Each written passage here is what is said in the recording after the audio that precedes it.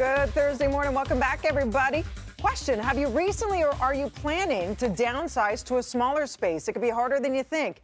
Here with 5 furnishing tips is interior design expert. We welcome Iman Lalji. Good morning. How are you, Iman? Good morning. Thanks for having me. I'm great. How are you? I'm great. I want to get to all 5. I want to get right to it because these are such good tips. Let's do and more it. people are living in smaller spaces. You got to maximize it. You have amazing pro tips. First up, unused space. So what are we looking at? So there's oftentimes like these corners in a home or corners in a condo. There's secondary moments inside a bedroom and they're often unused. So really it's about finding an opportunity to take advantage of that space, whether it's, having a chair in the corner like this one here, glam it up with some wallpaper. Here we did a corner chair. You can put your socks on, have some artwork behind. Here we have a bench next to an open staircase. This was a custom bench for a client.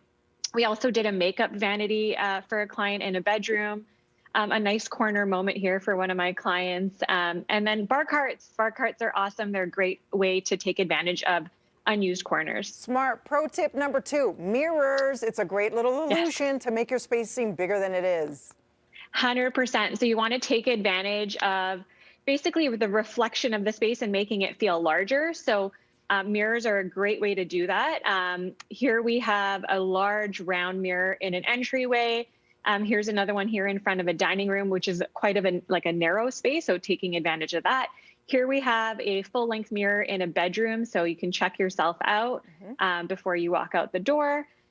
This one here, we did a custom mirror for a client, and this is right in an entryway, and it just makes the space feel so much bigger. It's beautiful. Okay, tip number 3, credenzas. Storage is key. You need to put things wherever keys and all that. So where are we putting the credenza? 100%. So honestly, you can find spots behind a sofa or even, I have one right behind me here, but they're just great to be able to put stuff on top of. So creating like a buffet area as well as, using it for storage. So this one here is brand new from CB2. I love this one. And this one here, this is from their new collection. Really funky way to store stuff. This one here I did for a client right near the entryway. Oh, I love this one. This one, so nice. This one we did for a client and it just turned out so nice. Great for storage, but it also just looks so impactful. And this is actually the one that's right behind me at my place.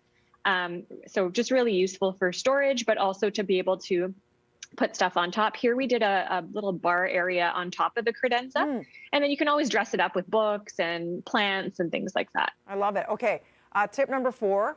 One of the things I detest doing the most is getting under the bed for all the dust bunnies. So you're like, guess what? Here's a fix. 100%. Use it as drawers. Under your bed as drawer. Okay, so how?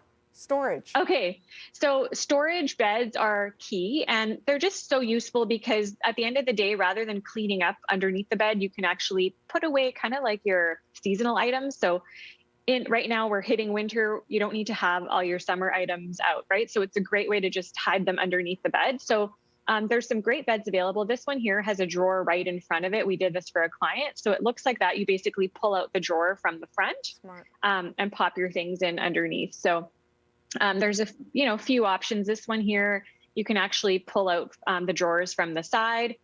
This one here as well. So really easy access. These are like West Elm Pottery Barn. So, easy access. They're, everything here delivers to your home as well in Toronto, which is great.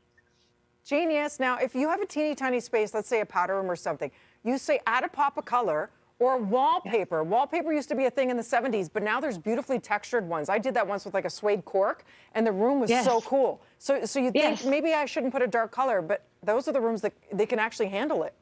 Yeah, and it's funny because oftentimes people think that because they have a small space, they don't want to use color. They want to keep it really neutral or monochromatic, but you can actually use color and use textures and use wallpaper to actually take advantage of the space and really just to make it feel a little bit more interesting. So it gives your eye something to gravitate towards when you first come into the space.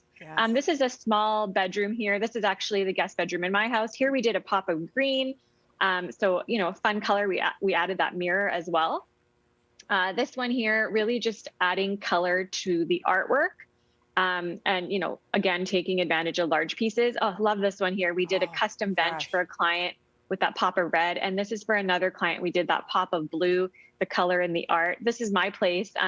We did a big pop of green right in the living, and blue dining chairs for another client of mine. So Oh, so do fun. not be afraid to use color. Embrace it. Thank you for all of Embrace these it. inspirational looks. My pleasure. For more information, follow Iman on Instagram, Designed by Iman, or on her website, designedbyiman.com. Great stuff. Thank you so much, love, especially Thanks. when the dark, cold weather is here in skies, right? We need that to brighten us up. 100%.